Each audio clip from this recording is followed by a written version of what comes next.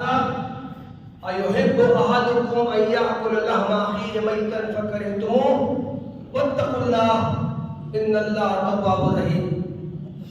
اے لوگوں جو ایمان لائے ہو، بہت زیادہ گمان کرنے سے بچو، اس لیے کہ بعض گمان گناہ ہوتے ہیں، اور ٹوہ میں نہ لگو، اور کوئی کسی کی غیبت نہ کرے۔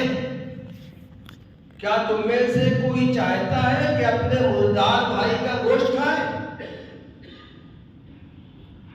اللہ سے ڈرو، اللہ تعالیٰ توبہ کو قبول کرنے والا ہے اور رحم کرنے والا ہے۔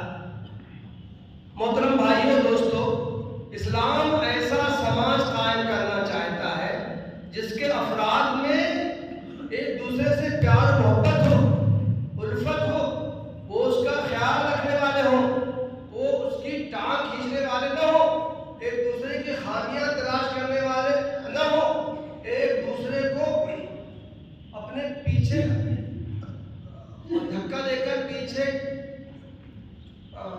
گرا دینے والے نہ ہوں، بلکہ ان کے درمیان الفت و محبت کا قریبی تعلق ہو۔ اس لیے اسلام ایسی چھوٹی چھوٹی خامیوں، برائیوں کا تذکرہ کرتا ہے اور مسلمانوں کو تلقین کرتا ہے کہ وہ ان سے بچنے کی کوشش کریں۔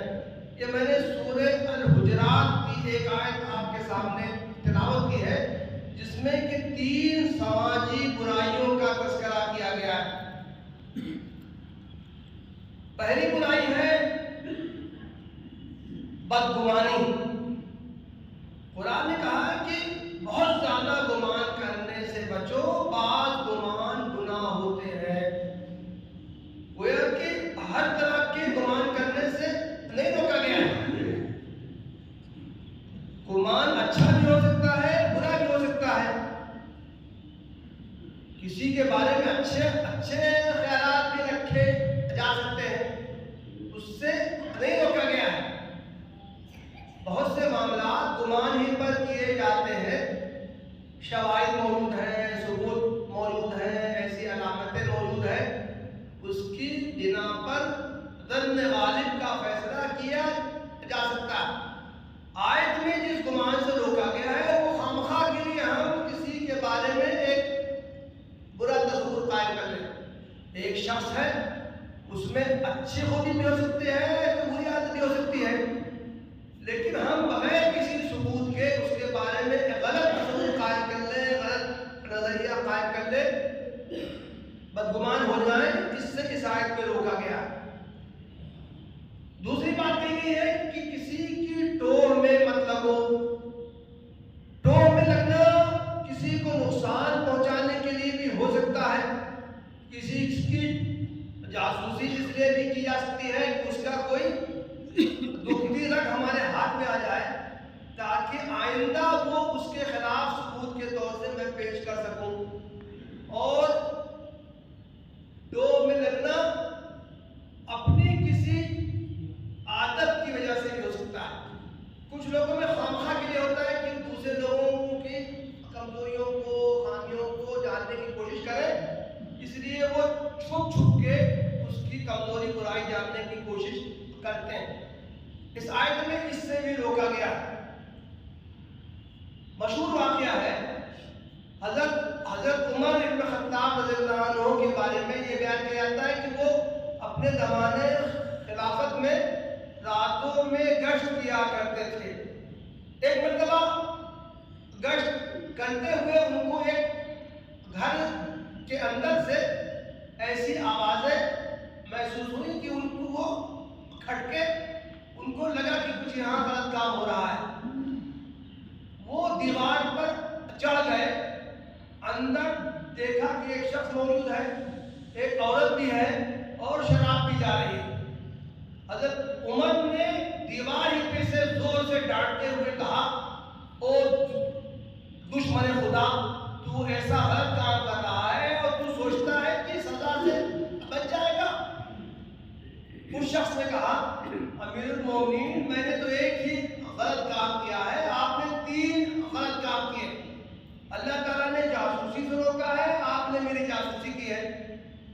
اللہ تعالیٰ نے یہ حکم دیا ہے کہ کسی کی اجازت کے بغیر اس کے گھر میں داخل نہ ہو. آپ نے مجھ سے اجازت نہیں لی ہے اور میرے گھر میں آپ نے تاجدار کی. اللہ تعالیٰ نے یہ فرمایا ہے کہ کسی کے گھر میں جاؤ تو دروازے سے جاؤ، اور آپ نے دیوار پھلانگ کے آنے کی کوشش کی. حضرت عمر نے اپنے غلطی کا اعتراف کیا اور پھر اس شخص سے کچھ نہیں کہا. تیسری جو غلط بات اس آیت میں جو ہے جس سے روکا گیا ہے وہ غیبت. غیبت کیا ہے؟ ذکر کا اخا کا بما یکرہ، اپنے بھائی کا تذکرہ ایسے الفاظ میں کرو جو وہ سن لے تو ناپسند ہو. یہ تذکرہ اس کی زندگی میں بھی ہو سکتا ہے اور اس کے مرنے کے بعد بھی ہو سکتا ہے. خود ایک صحابی نے اللہ کے رسول سے پوچھا، اے اللہ کے رسول، کسی شخص میں کوئی خامی موجود ہے، میں جانتا ہوں کہ اس کے اندر یہ برائی موجود ہے، اس کے باوجود بھی کیا میں اس کا تذکرہ نہ کروں؟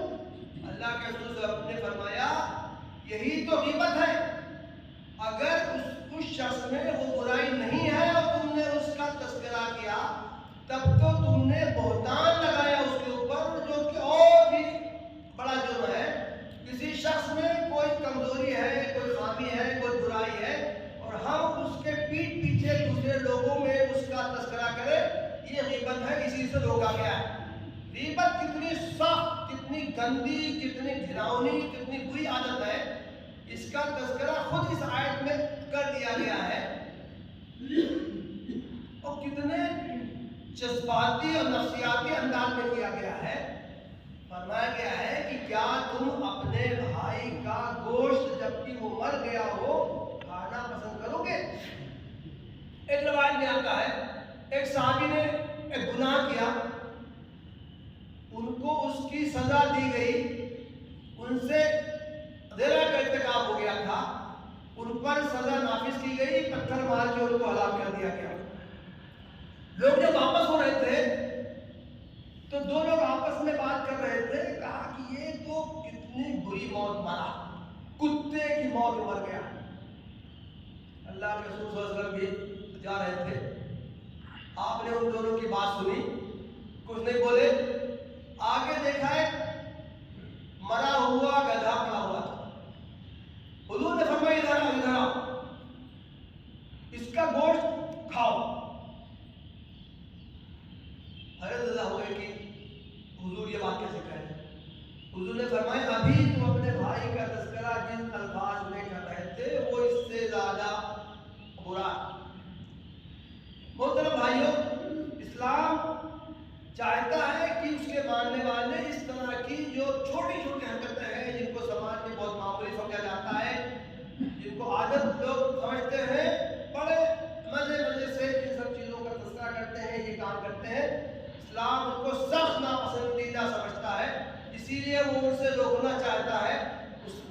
چنانچہ آیت کا آخری جو ٹکڑا ہے وہ ہمارے لیے بہت اہم ہے. اللہ تعالیٰ فرماتا ہے وَاتَّقُوا اللَّهَ إِنَّ اللَّهَ تَوَّابٌ رَحِيمٌ.